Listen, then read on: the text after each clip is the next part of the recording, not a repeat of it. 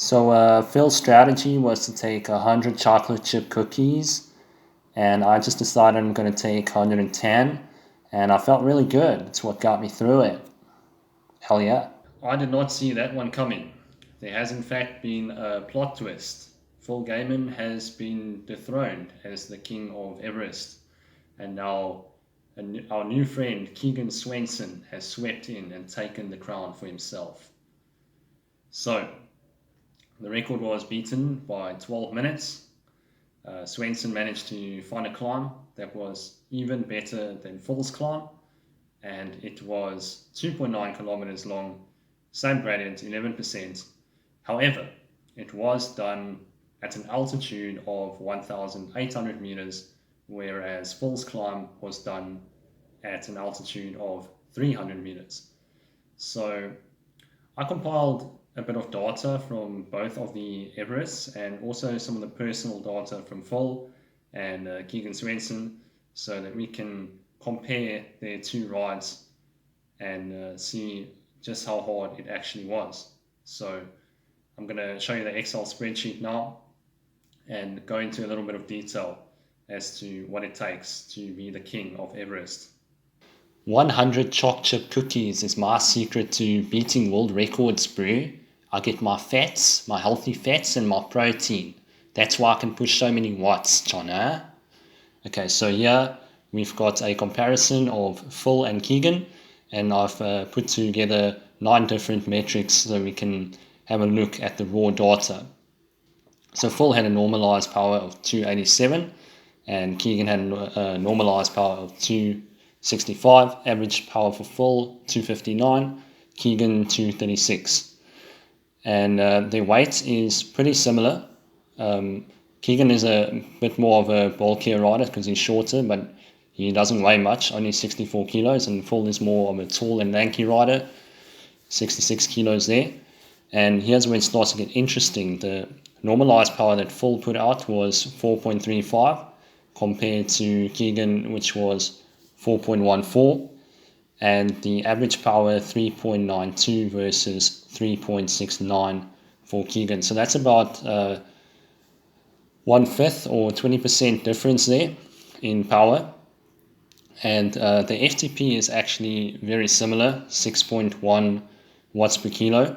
And this is the FTP that I've taken from them at their peak performance. So Phil's Norton Summit climb and other climbs that he's done that have been really quick gives him an FTP of around 6.1. And if you type about Keegan's weight in Google, you can also find his power. They say it's just below 400 watts. So I took it at 390 watts. And if you divide that by 64, you get 6.1. Now, what's interesting is the difference in the relative effort.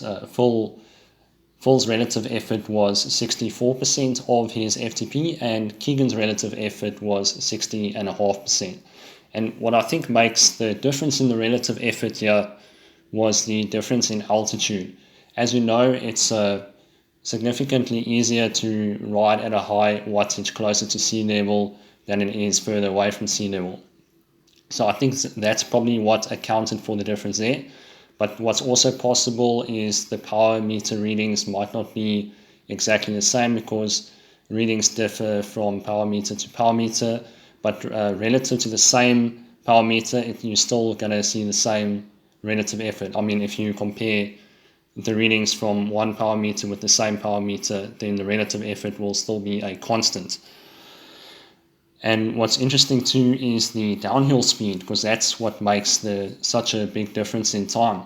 And what we've seen here is Keegan's average downhill speed was almost 71 kilometers per hour, and Phil's average downhill speed was only 65.6. So if you take that over an 8-hour effort, that makes quite a difference in time. And I think that's where Keegan had the biggest advantage, was that his climb was significantly longer than Phil's, almost 2.5 times longer. Still the same gradient, but as you can see, it definitely makes a difference to the average speed.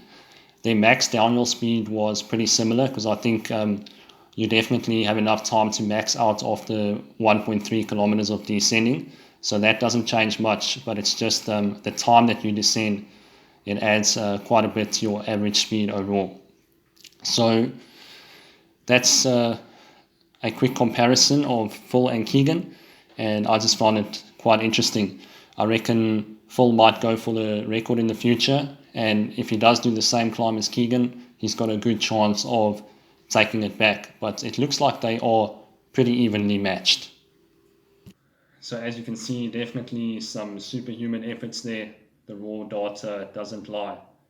And the longer this Everesting World Record Challenge continues, the more we see insane possibilities with climbs. I mean, 2.9 kilometers, 11%, and hardly any turning. That's just incredible. I never thought such a descent or an ascent even existed. So it's definitely revealing some go-to locations around the world. And I would like to give it a try at some point in the future. I mean, that can be a lot of fun, just descending at like 90 k's an hour. Just don't get a blowout and die. So this is another episode here on Vans Realism. Thank you for watching. Leave your comments down below. What do you think? Natty? Super natty? I think it's definitely super natty. Ciao for now.